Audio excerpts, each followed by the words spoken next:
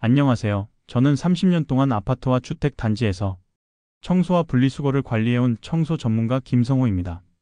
여러분, 라면 봉지 하나 잘못 버렸다가 과태료 20만 원을 내야 한다면 믿기시겠습니까? 설마 그 정도까지야? 하실 텐데, 이제는 절대 남 얘기가 아닙니다. 실제로 지난달에도 라면 봉지 하나 때문에 10만 원 과태료를 부과받으신 분이 계셨습니다. 10월부터는 단속이 훨씬 더 강화됩니다. 종량제 봉투에 단 하나, 작은 비닐이나 음식물 찌꺼기라도 섞여 있으면 바로 과태료가 떨어질 수 있습니다. 예전 같으면 그냥 넘어갔던 일도 이제는 CCTV로 확인하고 봉투를 직접 열어 검사하기 때문에 변명의 여지가 없습니다. 저는 현장에서 늘 안타깝게 느낍니다. 일부러 규정을 어겨서가 아니라 단순히 몰라서 억울하게 돈을 내시는 경우가 정말 많거든요. 그래서 오늘 이 영상을 준비했습니다. 앞으로 말씀드릴 내용만 기억하셔도 억울하게 돈 빠져나갈 일은 확 줄어들 겁니다. 이 영상에서는 10월부터 새롭게 강화되는 단속 기준, 실제로 과태료가 부과된 사례들, 그리고 현장에서만 들을 수 있는 꿀팁까지 모두 알려드리겠습니다. 오늘 끝까지 시청하신다면 이제는 과태료 걱정 없는 쓰레기 배출, 자신 있게 하실 수 있을 겁니다. 그리고 혹시라도 앞으로 이런 생활에 꼭 필요한 정보를 놓치고 싶지 않으시다면 지금 구독과 좋아요 눌러주시길 부탁드립니다. 여러분의 작은 관심이 저에게는 큰 힘이 되고 더 많은 분들이 억울한 과태료를 피할 수 있게 만듭니다. 자, 그럼 본격적으로 시작해 보겠습니다. 많은 분들이 이렇게 말씀하십니다. 아니, 내가 일부러 그런 것도 아닌데 그 정도로까지 단속을 한다고? 예전에는 이렇게까지 까다롭지 않았는데 왜 요즘은 뭐 하나 버릴 때마다 눈치를 봐야 하냐? 정말 공감되는 말씀입니다. 맞습니다. 예전에는 조금 섞여 있어도 그냥 넘어가 주는 경우가 많았죠. 그런데 지금은 상황이 달라졌습니다. 분리배출 기준이 세분화되고 단속 방식도 훨씬 더 촘촘해졌습니다. 제가 현장에서 만난 60대 어르신 한 분은 이렇게 하소연하시더군요. 아이고, 젊은 시절부터 평생 쓰레기 버리면서 한 번도 문제된 적 없었는데 이번엔 종량제 봉투에 뼈가 조금 들어갔다고 과태료가 나와버렸네. 내가 뭘 그렇게 큰 잘못을 했다고. 이런 경우가 정말 많습니다. 사실 대부분은 고의가 아니라 단순한 실수입니다. 음식물 쓰레기와 일반 쓰레기의 기준을 제대로 몰라서 혹은 이 정도는 괜찮겠지 하는 생각 때문에 억울한 돈이 빠져나가는 겁니다. 문제는 앞으로가 더 심각하다는 데 있습니다. 이제는 지자체마다 CCTV가 설치되어 있고 필요하면 봉투를 직접 뜯어서 검사하기도 합니다. 봉투 안에서 영수증 하나만 나와도 회사 쓰레기냐 아니냐까지 판별하는 세상이에요. 그러니 이제는 몰라서라는 말이 통하지 않습니다. 작은 실수 하나가 곧바로 과태료로 이어지기 때문에 정확한 기준을 아는 것이 무엇보다 중요합니다. 오늘 제가 드리는 정보는 단순한 지식이 아니라 여러분의 지갑을 지키는 방패가 될 겁니다. 자, 그렇다면 실제로 어떤 사례들이 있었는지 말씀드리겠습니다. 이 부분이 가장 중요한데요.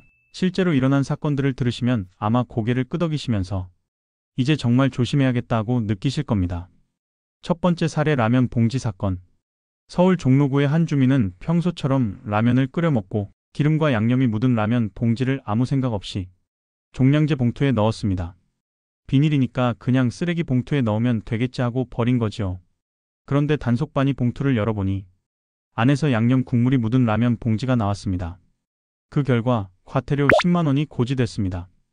아니, 기름 묻은 건 재활용이 안 되니까 일반 쓰레기로 버린 거지 뭘 그렇게까지 하냐 하고 항의도 하셨지만 소용이 없었습니다. 기준은 명확합니다. 라면 봉지, 과자 봉지, 빵 봉지 같은 비닐류는 반드시 따로 분리 배출해야 합니다. 기름이 묻었더라도 물에 가볍게 헹궈서 비닐류로 버려야 하지요. 결국 몰라서 버리신 건데 10만 원이라는 돈을 아깝게 내고 말았습니다. 두 번째 사례, 치킨 뼈 사건. 이번엔 서초구 사례입니다. 한 주민이 치킨을 먹고 난 뒤 남은 뼈를 종량제 봉투에 넣었습니다. 겉보기엔 문제가 없어 보였지만 단속반이 자세히 보니 뼈에 살점이 조금 남아 있었던 것입니다. 규정에 따르면 살점은 음식물 쓰레기이고 뼈는 일반 쓰레기입니다. 즉, 따로따로 버려야 하는데 이걸 구분하지 않고 한꺼번에 넣은 것이 문제가 된 거죠. 그 결과 과태료 8만 원이 부과됐습니다. 그분 말씀을 들어보면 아니, 치킨뼈를 살점까지 100% 발라내는 게 어디 쉬운 일이냐. 그거 좀 붙어있다고 벌금을 내라고 하니 너무 억울하다고 하셨습니다. 맞습니다. 일반 가정에서는 완전히 분리하기가 어렵습니다. 하지만 단속은 기준대로 진행됩니다. 그래서 제가 늘 말씀드리는 게 있습니다. 치킨뼈는 버리기 전에 최대한 살을 발라내고 남은 살점은 음식물 쓰레기 봉투에 따로 담아 두시는 게 안전합니다. 세 번째 사례 검은 비닐봉투 사건. 이번엔 봉투 자체 문제입니다. 경기도의 한 아파트 단지에서 한 주민이 종량제 봉투 대신 검은 비닐봉지에 쓰레기를 담아 내놨습니다. 오늘만 그냥 버리자, 한 번쯤이야 괜찮겠지 하고 버리셨던 겁니다. 하지만 단속반은 이걸 단번에 알아차립니다. 규격 종량제 봉투가 아닌 다른 봉투를 사용한 순간 바로 과태료 대상이 됩니다. 그분은 결국 20만 원의 과태료를 내야 했습니다. 아니 종량제 봉투가 집에 떨어져서 그냥 편하게 버린 건데 이렇게까지 단속을 하냐고 하셨지만 법은 법입니다.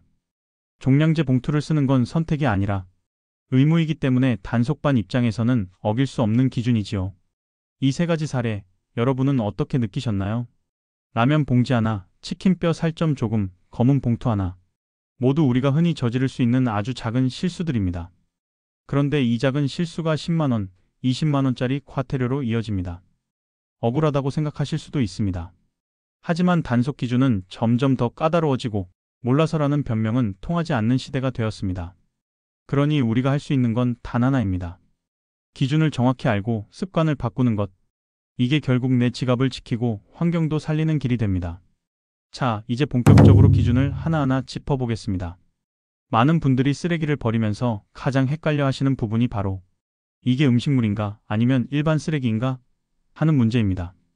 사실 원칙은 아주 단순합니다. 바로 동물이 먹을 수 있느냐, 없느냐 이것만 기억하시면 됩니다. 1. 동물이 먹을 수 있는 것, 음식물 쓰레기. 예를 들어보겠습니다. 사과 껍질, 귤 껍질, 바나나 껍질, 오이나 호박 껍질 같은 것들은 모두 동물이 먹을 수 있습니다. 돼지 사료로도 쓰이고 퇴비로도 활용되기 때문에 전부 음식물 쓰레기로 분류됩니다. 밥이나 국물, 과일 찌꺼기, 채소 줄기 같은 것도 마찬가지입니다. 이런 것들은 기본적으로 음식물 쓰레기 봉투에 담아 버리셔야 합니다. 이 동물이 먹을 수 없는 것, 일반 쓰레기. 반대로 동물이 절대 먹을 수 없는 것들은 일반 쓰레기로 분류됩니다. 대표적인 게 뼈와 껍데기입니다. 닭뼈, 소뼈, 돼지뼈는 아무리 작게 부숴도 동물이 소화할 수 없습니다. 조개 껍데기, 소라 껍데기, 전복 껍데기 같은 해산물 껍질도 마찬가지고요. 게 껍데기, 새우 껍질도 단단하기 때문에 일반 쓰레기로 들어갑니다. 또 하나 중요한 게 계란 껍질입니다. 계란 껍질은 일반 쓰레기입니다. 그런데 흰자나 노른자가 묻어 있다면 그 부분은 음식물 쓰레기이니 따로 구분해야 하지요. 여기서 많은 분들이 실수하십니다. 치킨뼈에 살점이 붙어 있다면 어떻게 될까요? 살점은 음식물 쓰레기, 뼈는 일반 쓰레기. 따라서 버리실 때는 살점을 최대한 발라낸 뒤 뼈는 따로 버리는 습관을 들이셔야 합니다. 계란 껍질도 마찬가지입니다. 껍질은 일반 쓰레기지만 노른자가 묻어 있으면 음식물 쓰레기 부분을 먼저 제거한 뒤 버리셔야 단속에 걸리지 않습니다. 제가 현장에서 가장 자주 들은 질문이 이런 겁니다. 사과 씨앗이나 복숭아 씨도 과일이니까 음식물 아니야? 양파 껍질은 채소니까 음식물 아니야? 사실 이건 예외 규정에 해당하는데 뒤에서 따로 자세히 말씀드리겠습니다. 오늘 꼭 기억하셔야 하는 건 원칙 자체는 아주 간단하다는 겁니다. 동물이 먹을 수 있으면 음식물, 먹지 못하면 일반 쓰레기. 이 원칙을 생활 속에서 자꾸 떠올리다 보면 습관이 바뀝니다. 사과 껍질을 들고 이건 돼지가 먹을 수 있지 음식물 봉투, 닭뼈를 들고 이건 동물이 못 먹지. 일반 쓰레기 봉투 이렇게 자동으로 정리가 됩니다. 제가 가르쳐드린 어르신들 중에 처음엔 헷갈려서 매번 묻던 분도 이 원칙 하나만 익히시고 나서는 이제는 봉투 앞에서 고민할 필요가 없어졌다 하시더라고요. 자, 방금 전에는 동물이 먹을 수 있느냐 없느냐라는 아주 단순한 원칙을 말씀드렸습니다. 그런데 여기서 끝이 아닙니다. 현장에서 보면 이 원칙만 믿고 버리셨다가 단속에 걸리는 경우가 참 많습니다. 바로 예외 규정이 있기 때문입니다. 1. 과일 씨앗. 먼저 과일 씨앗입니다. 복숭아 씨, 자두 씨, 체리 씨 같은 것들은 겉보기에는 과일이니까 음식물로 착각하기 쉽습니다. 하지만 실제로는 굉장히 단단해서 동물이 먹을 수도 없고 사료나 퇴비로도 쓸 수 없습니다. 그래서 반드시 일반 쓰레기로 버리셔야 합니다. 이 양파, 마늘 껍질, 대파 뿌리. 두 번째는 양파, 마늘, 대파 같은 채소의 껍질과 뿌리입니다. 겉보기엔 채소니까 음식물 쓰레기로 생각하기 쉽지만 문제는 속에 들어있는 성분입니다. 이 성분들이 동물의 소화력을 떨어뜨리기 때문에 사료로 쓸 수가 없습니다. 따라서 이것들도 일반 쓰레기입니다. 3. 소금기 많은 음식. 마지막으로 소금기가 많은 음식입니다. 된장, 고추장, 그리고 김치가 대표적입니다. 소금 함량이 너무 높아 동물이 먹을 수 없고 사료로도 전혀 적합하지 않습니다. 그래서 원칙적으로는 일반 쓰레기로 분류됩니다. 단, 김치의 경우에는 물로 여러 번 헹궈서 소금을 빼내면 음식물 쓰레기로 버릴 수는 있습니다. 하지만 된장이나 고추장은 아무리 씻어도 짠맛이 남기 때문에 무조건 일반 쓰레기로 버리셔야 합니다. 여러분, 정리해드리면 이렇습니다. 씨앗은 너무 단단해서 껍질과 뿌리는 소화를 방해해서 소금기 많은 음식은 사료로 부적합해서 모두 예외적으로 일반 쓰레기로 가게 되는 겁니다. 겉보기에는 음식물처럼 보여도 알고 보면 전혀 다른 기준이 적용되는 것이지요. 이 부분만 확실히 기억해 두셔야 억울하게 과태료를 내지 않으실 수 있습니다. 자, 이제는 가장 중요한 부분입니다. 앞에서 말씀드린 건 기본 원칙과 예외였고 지금부터는 종량제 봉투에 절대 넣으면 안 되는 것 5가지를 딱 짚어드리겠습니다. 이 5가지만 제대로 알고 계셔도 억울하게 과태료 내실 일은 크게 줄어듭니다. 1. 회사 사무실 쓰레기. 첫 번째는 회사나 사무실에서 나온 쓰레기입니다. 조금뿐이니까 집에 가져다 버려도 괜찮겠지 하고 생각하시지만 이게 가장 위험합니다. 사업장에서 발생한 쓰레기는 반드시 사업장 전용 봉투를 사용해야 합니다. 만약 가정용 종량제 봉투에 섞어버리면 과태료가 무려 최대 100만원까지 부과됩니다. 실제 단속에서는 영수증이나 명함, 회사 서류 같은 작은 단서만 나와도 바로 사업장 쓰레기로 판정됩니다. 그러니 절대 섞어버리시면 안 됩니다. 이 음식물 쓰레기. 두 번째는 음식물 쓰레기입니다. 이건 당연히 안 되지 하실 텐데 실수하기 가장 쉬운 부분이기도 합니다. 밥, 국물, 과일 껍질, 채소 줄기 같은 것들은 반드시 음식물 전용 수거통에 넣어야 합니다. 특히 물기를 꼭 짜내고 버리셔야 합니다. 물기가 많으면 처리 과정에서 큰 문제가 생기고 단속의 대상이 되기 쉽습니다. 치킨뼈에 붙은 살점, 계란 껍질에 묻은 노른자처럼 작은 부분까지 꼼꼼히 구분해야 한다는 것 다시 한번 강조드립니다. 3캔류. 세 번째는 캔류입니다. 음료수 캔, 맥주 캔, 통조림 캔, 그리고 부탄가스 캔까지 모두 재활용 품목입니다. 따라서 종량제 봉투에 넣으시면 절대 안 됩니다. 여기서 중요한 건 반드시 내용물을 깨끗하게 비우고 헹군 뒤 배출하셔야 한다는 겁니다.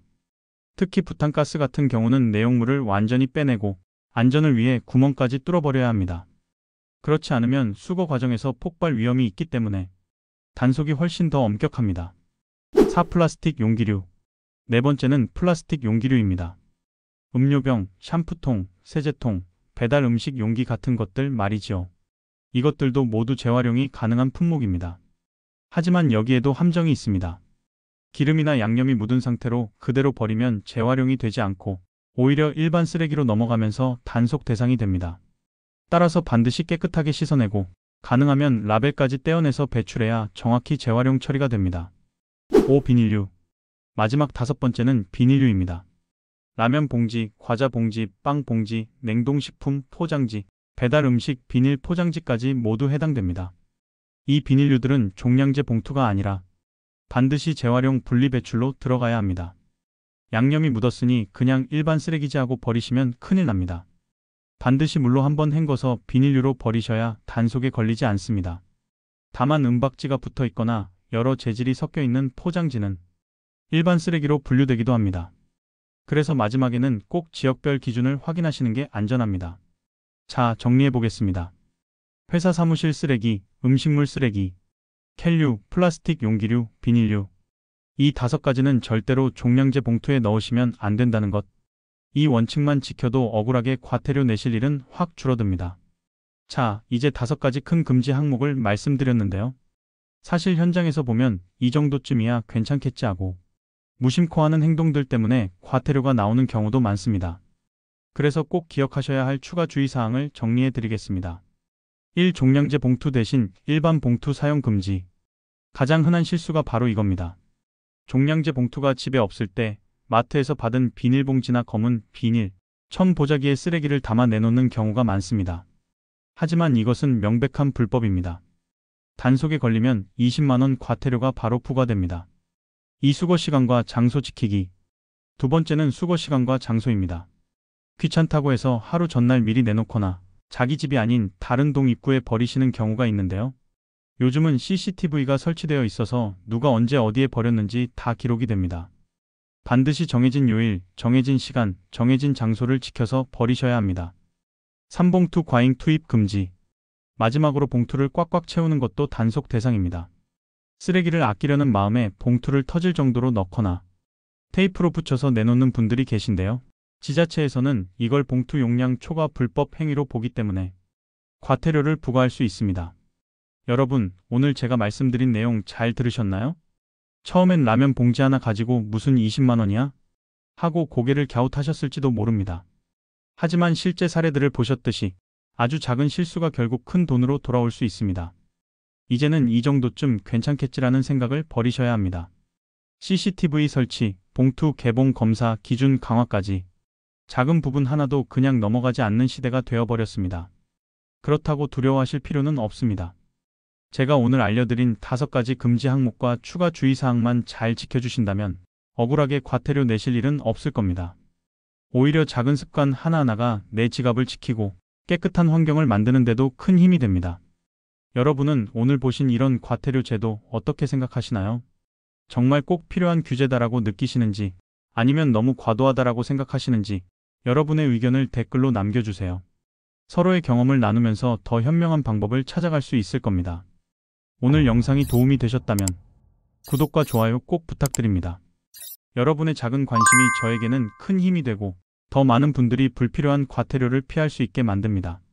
주변 지인분들께도 이 영상을 공유해 주신다면 분명 도움이 되실 거예요. 끝까지 시청해 주셔서 정말 감사합니다.